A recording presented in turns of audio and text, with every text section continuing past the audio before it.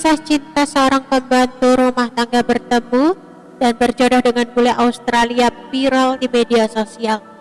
Melansir eva.fn pada Rabu 8 Juni 2022, pembantu mujur itu bernama Nguyen Thi Tam. Tam berasal dari Vietnam, menikah dengan seorang pria Australia bernama Saun Tom Sam. Sebelum menikah, Tam pernah menikah namun berakhir dengan perceraian. Ia lantas menjadi ibu tunggal dari anak yang masih berusia 6 tahun, sementara Saun juga punya anak berusia 10 tahun dari pernikahan pertamanya.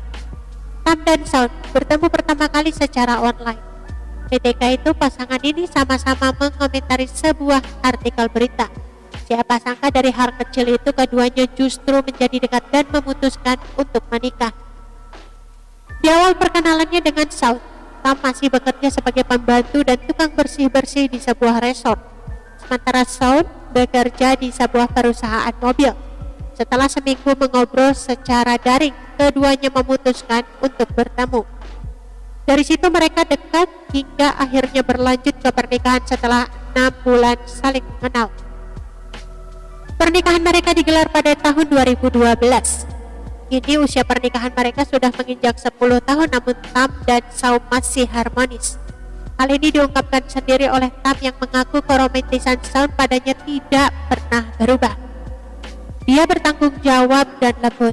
Dia tidak pernah mau meninggikan suaranya di hadapanku.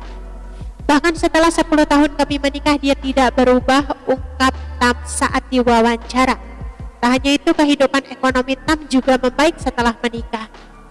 Jika dulu ia harus bekerja sebagai pembantu, kini Tam tak perlu melakukannya lagi. Tam sekarang lebih fokus mengurus keluarga dan anak-anak. Setelah menikahi Saun, Tam memang memiliki anak lagi. Tak hanya punya suami yang baik, Tam juga merasa beruntung karena memiliki mertua yang amat menyayanginya. Setelah menikah, Tam dan Saun memang tinggal bersama dengan orang tua Saun. Meski begitu, Tam tidak pernah diperlakukan semena-mena. Sebaliknya, ia justru bahagia disayang oleh mertua. Tam mengaku mertuanya tidak pernah membiarkan ia mengerjakan pekerjaan rumah yang berat.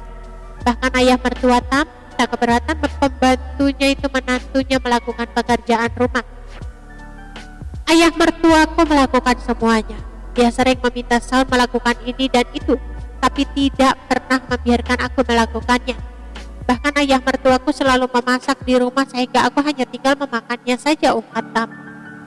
Begitupun dengan ibu mertua, Tam juga amat dimanja. Tam merasa dianggap bak anak kandung sendiri oleh ibu mertuanya.